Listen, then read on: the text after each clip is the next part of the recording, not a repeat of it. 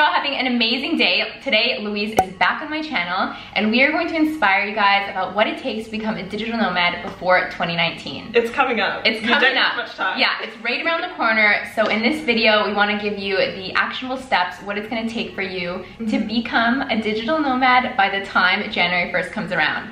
So let's get started.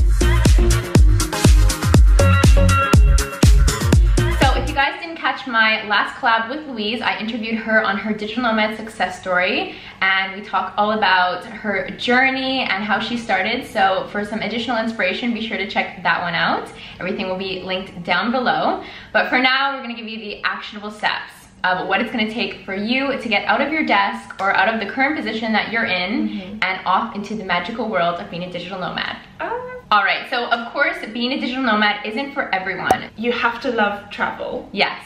You have to want to live abroad because a lot of it is not amazing. Yeah. You have to be prepared to sacrifice like difficult Wi-Fi or not speaking the language or, you know, the food being really foreign. Like there's going to be downsides, so you have to be passionate enough to make all of that worth it. It's not going to be the same as when you do like a 1-week holiday to Paris. Yeah. So you have to really love seeing different cultures and meeting different people and living in a different country, and I think that's a really important start.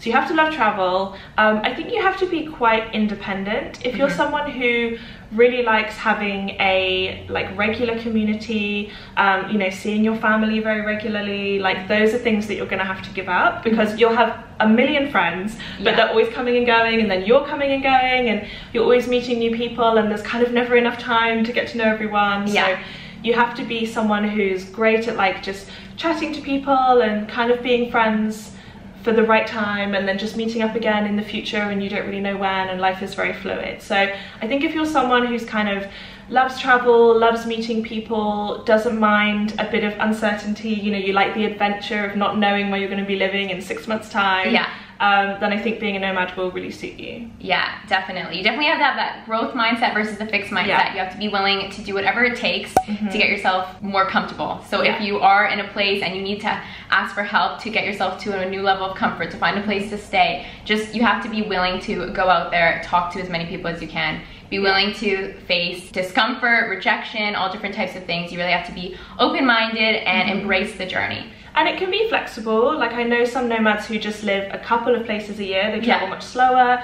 So like if community is more important to you on the spectrum, then you can travel slower, but still you're going to be away from your family, you're going to be away from your routine. So you need to be the kind of person who's okay with a bit of uncertainty. Yeah, you have to, you have to embrace it and go with the flow. Once you've decided you are the right person for this, it is what you're meant to do, you want to give it a go, you got to buy your ticket. Yeah. You have to just buy your ticket, whether or not you know what you're going to do. You have to not think about it and just buy. You have to give yourself the goal, the checkpoint at the end. So whether this is 3 months away or 6 months away, just go ahead, buy the ticket, so you know you need to fill in the blanks before then. Yeah. That is honestly my biggest tip, because when you want something and you've set the goal for yourself, things will just start falling into place. What I actually did, which in fact works out perfectly for this timing, is I had a ticket to Thailand from like September to Christmas. So I was coming home for Christmas to see my family, and then it felt like if I came back and decided just to stay in England,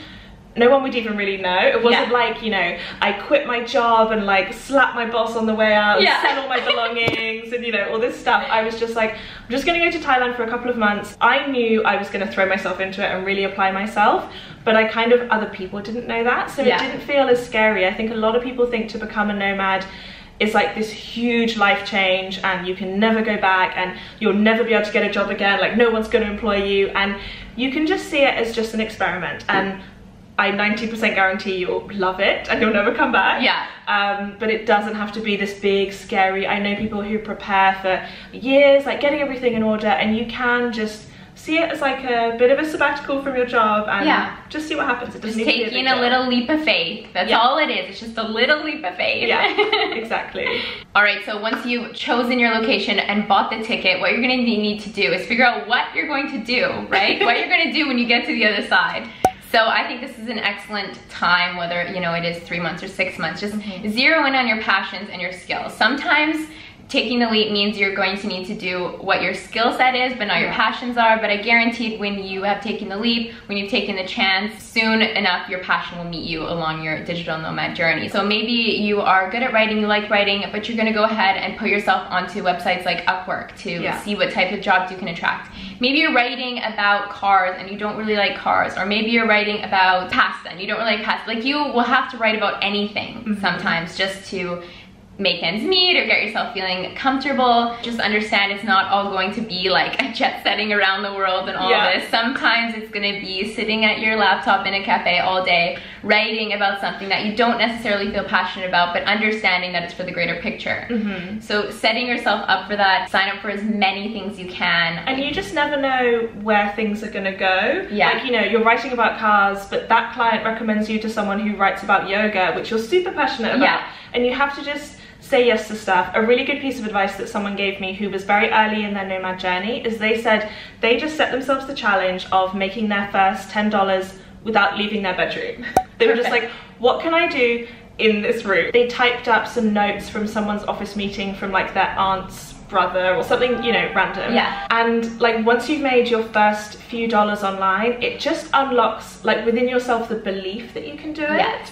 And then you just start taking on all kinds of different jobs, and there's so many ways to earn online that you probably haven't even thought of. And there's a bunch of content online, like, you know, we've done videos, but there's also loads of blogs and information about the different jobs you can do, and there's so many things that you wouldn't expect. And I think don't worry too much if it's not a whole career or it's not going to make you millions of dollars. You know, you just have to get started. And you just have to, you don't even have to necessarily be able to pay your rent at this point because you haven't left yet. You're just trying things out, you're just starting to like build the snowball, and then before you know it, you'll be like balling in Thailand. And I know some of you are probably out there thinking, well, you know, I work full-time, how am I supposed to set this up before I leave?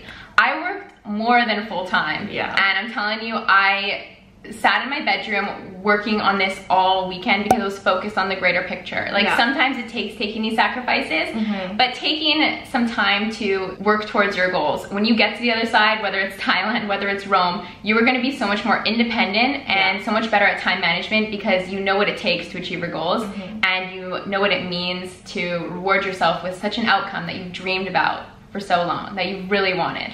And when you're working, you're making money, but you're also saving money. Because you're not out at dinner, you're not on holiday. You're just it's like double benefit.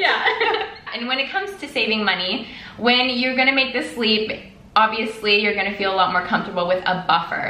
Definitely. So always make sure that you have a little bit of savings set aside for a flight home. You mentioned this. It's just a good number to have. That you need. If you're living in France and you've become a nomad in Rome, then you probably don't need as much of a buffer. You probably don't need as much as a buffer, but also like healthcare. If God forbid you broke your arm or something like this, you have the means to take care of you just to put yourself out of some stress. And that will also give you a bit more flexibility to build a passive income. Because passive income doesn't make money up front almost always. So, you know, if you're building like a Udemy course or an Amazon store, you need a few weeks or a few months to be able to build that, and then it will pay off long term. So maybe you're freelancing half the time and you're building passive the other half. So somehow you need enough money to live. So I think if you have a bit of a buffer, it gives you more opportunity to be able to do things like that that are going to pay off longer term. Definitely. One last tip that we have before you are jet setting off on this plane is let people know what you're doing as soon as you can. I know sometimes you're waiting to put in your 2 weeks notice at a job, 1 month's notice, and so you kind of need to be hush-hush about your plans. But those who you can speak to, let them know that you're planning to move over just solely to freelance, and this is your plan. Because when I quit my job and I was 2 weeks out to moving to Rome, I actually obtained 2 clients in 1 week because the word got out that I was making a move and looking for freelance opportunities. And a lot of the time, people are now moving towards hiring freelance for outsourcing things because it's a lot cheaper for them. Think about it. If you need some expertise in video editing and you don't have the means to train an employee to do this, then to make the videos, it's so much more cost efficient just to outsource it. And you never know where the connections are going to come from. Like, you just tell your inner circle that you're open to freelancing, and then they tell all these random people, and before you know it, some like childhood friend's boss is hiring you, and you just never know where it's going to come from. So as soon as you can, when I first wanted to do YouTube, when I met people, they'd be like, oh, what do you do? And like the truth was, you know, I was copywriting, but I would say like, I'm a YouTuber. And you can just start saying that. And it's not lying, because I was making videos that just weren't very popular. It enforces it in yourself. It gives you really positive self-talk. But it also just puts the word out there. And then when someone says to them, I want a YouTube video made, they'll be like, wait, didn't I meet someone at that dinner? And it just puts it out there for you. Exactly. So just get networking when you can, and I guarantee these opportunities are going to meet you along the way. All right, guys, so we hope this video inspired you. Thank you so much to Louise for coming on my channel. Thanks for having me. I'm just so happy. We actually met on YouTube, so you can just see what an amazing opportunities come from being a digital nomad and putting yourself out there in the world. So enjoy the journey. Please let us know if you guys are down for the challenge to become a digital nomad before 2019. Just get started. Make one bit of progress today. Like just register for Upwork. Register for Upwork. I would say buy the ticket. Buy the ticket. Buy the ticket. Open your savings account where you're going to put your money. Like just do one small thing. Get the scavenger hunt, the checklist going. Just get yourself to that end point. Have an amazing day, guys. Bye.